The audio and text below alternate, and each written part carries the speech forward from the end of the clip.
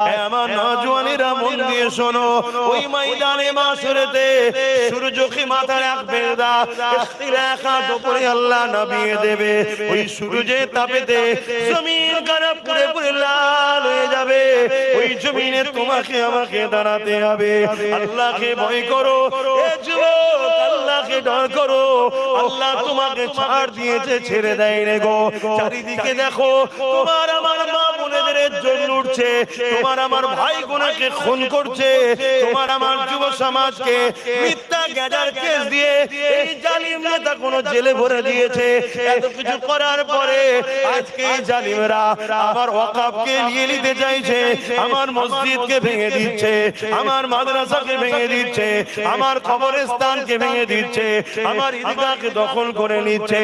আমার মাদ্রাসায় নাকি জঙ্গি সন্ত্রাস তৈরি হয়, নানা রকম মিথ্যাচার করছে।